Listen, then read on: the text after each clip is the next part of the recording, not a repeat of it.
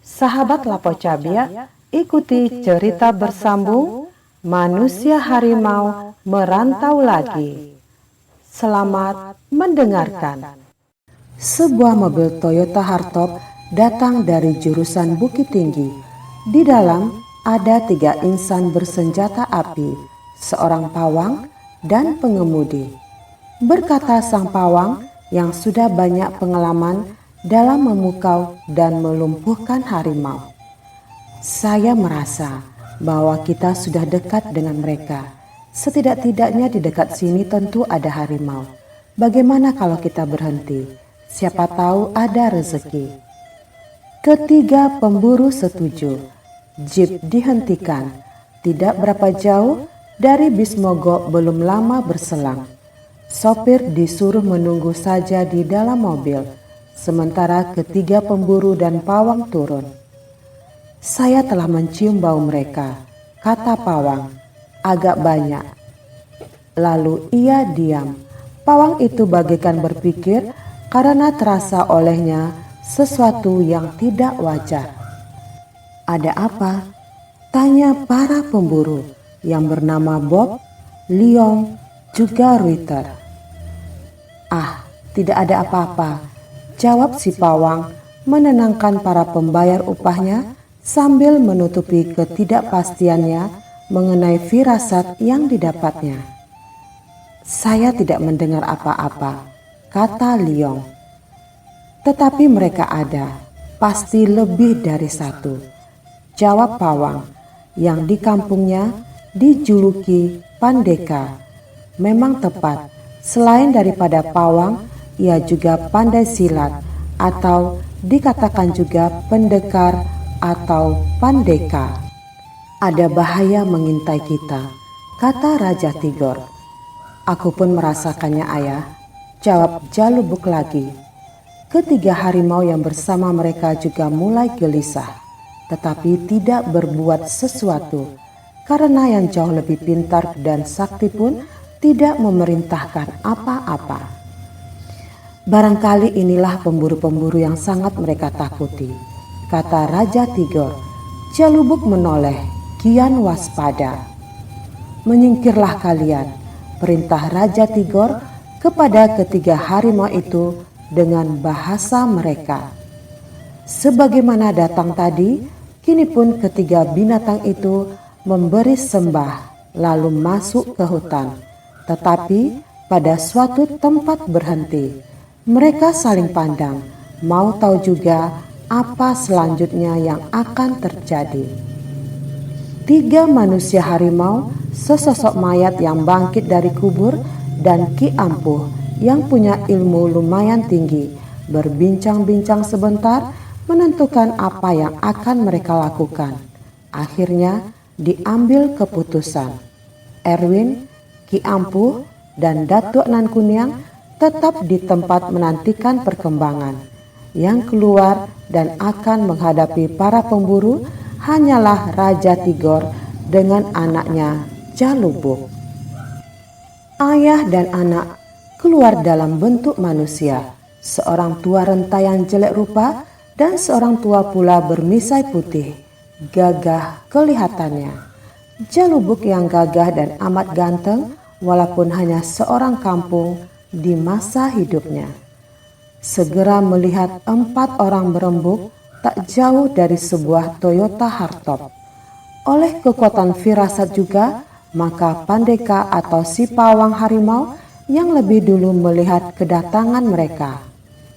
Wah, berani mereka ini, kata Pandeka kepada ketiga pemburu. Telah hampir malam, mereka masih ada di sini. Tentunya orang-orang kampung dekat sini. Assalamualaikum, tegur Pandeka. Raja Tigor dan Jalubuk menjawab, lalu bertanya, bapak-bapak sedang berburu? Begitulah maksudnya, jawab si pawang. Inya tantu orang siko. Iyo, jawab Raja Tigor. Kampung kami dake di siko, kasinggah bapak-bapak dahulu. Tarimo kasih, biarlah lain kali saja, kata pawang. Alah acok bapak-bapak baburu karimboko. Acok juwo, kata pawang. Lalu ia menceritakan bahwa mereka telah berhasil membunuh 8 ekor dan menangkap hidup 2 ekor anak harimau. Jalubuk mengatakan bahwa kalau begitu harimau di situ lama-lama akan habis. Oleh Liong yang mengerti dan dapat pula berbahasa Minang menjawab bahwa binatang itu tidak ada gunanya, paling-paling membunuh ternak atau manusia, hanya membawa kerugian bagi orang kampung. Ia pun menerangkan bahwa harimau yang ditembak bisa dikuliti dengan rapi, lalu diisi lagi sehingga jadi harimau pajangan. Harganya mahal, atau kulitnya itu dibikin jadi jas untuk pakaian orang-orang kaya. Memang nasib harimau yang sial sama saja dengan buaya atau ular besar, dibunuh manusia lalu dijadikan uang. Ironis sekali, kematian satu makhluk bisa memberi keuntungan bagi makhluk lain yang dinamakan manusia. Dalam bahasa Minang, pawang bertanya, "Buleh ambo batanyo?" Raja Tigor mempersilahkan mau menanyakan apa.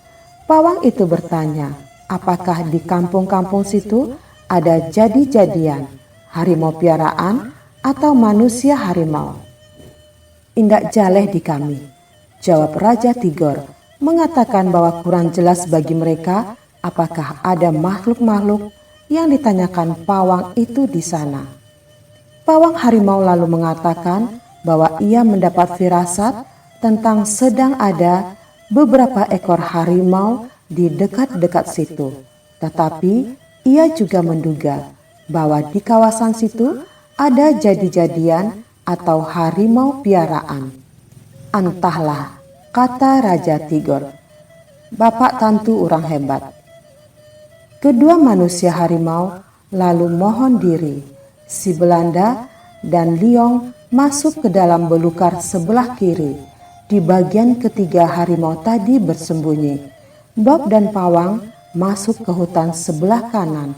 Setelah lebih dulu menentukan jam berapa akan kembali ke mobil untuk berkumpul dengan kedua kawan mereka, Ruiter dan Liong. Tetapi tak lama kemudian Raja Tigor dan Jalubuk kembali, kini dalam bentuk berbadan harimau dan bermuka manusia, langsung ke mobil, di mana sopir sedang menghisap rokok. Ia tidak terlalu takut, walaupun waspada. Selama beberapa kali membawa majikannya ke sana, belum pernah mendapat kecelakaan atau bencana apapun. Tiba-tiba terdengar olehnya beberapa gedoran atas mobilnya. Ia terkejut, tidak kelihatan apa-apa, mungkin hanya hayalan. Kemudian terdengar lagi gedoran itu. Masa ia hayalan datang berulang? Kini ia mulai takut. Tetapi keadaan senyap kembali. Untuk tak lama kemudian mobilnya digedor lagi. Kini lebih banyak dan lebih keras dari tadi. Lalu suara menggeram.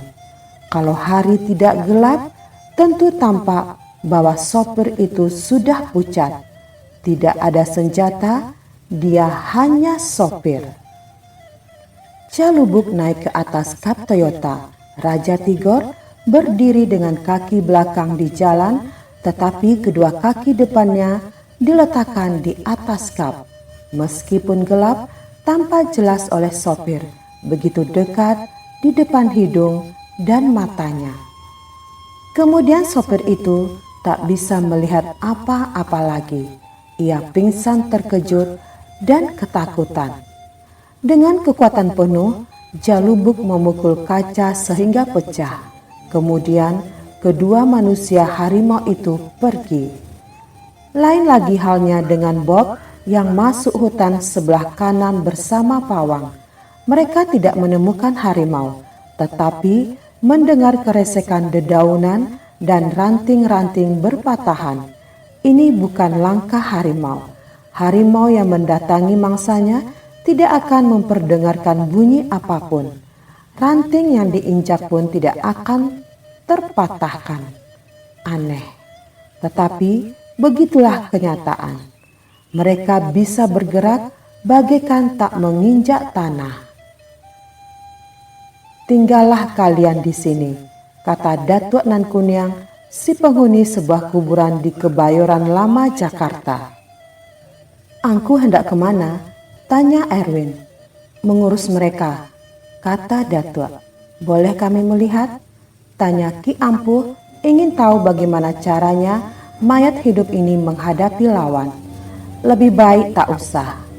Kalau diperbolehkan saya ingin tahu," kata Ki Ampuh yang hendak mempergunakan segala kesempatan dalam menambah pengalaman dan mempertinggi ilmunya. "Baiklah kalau begitu, tetapi jangan terlalu dekat. Hari gelap, bagaimana akan kelihatan?" Mereka mempergunakan lampu senter besar di dahi untuk membuat harimau silau. "Baiklah Datuk," kata Ki Ampuh. Bob mempergunakan lampu senter yang terpasang di dahinya, sementara Pawang mematikan lampu senter yang ada di tangannya untuk mencari apa gerangan yang berbunyi itu. Tiba-tiba Bob terpekik. Pandeka yang merangkap jabatan pawang harimau pun terkejut bukan kepalang. Apa ini? Mau dikata mumi bukan. Ia dalam keadaan telanjang dan berlumpur. Rambut dan kepalanya pun berlumpur-lumpur. Muka makhluk itu atau apapun namanya begitu menakutkan. Bukan hanya itu, kelihatan mengerikan dan menjijikkan. Walaupun ada bedil di tangan, Bob tidak kuasa mengangkat dan mempergunakannya. Ia lemas, tak berdaya. Yang Pandeka dan Pawang tidak membacakan mantra-mantra, karena yang dihadapi ini pasti bukan harimau. Makhluk itu dengan sinar matanya yang redup memandangi muka Bob tanpa berkedip. Walaupun senternya sangat menyilaukan mata biasa, termasuk mata harimau dan gajah. Ki Ampuh yang berdiri beberapa meter dari sana memandangi dengan takjub bercampur takut.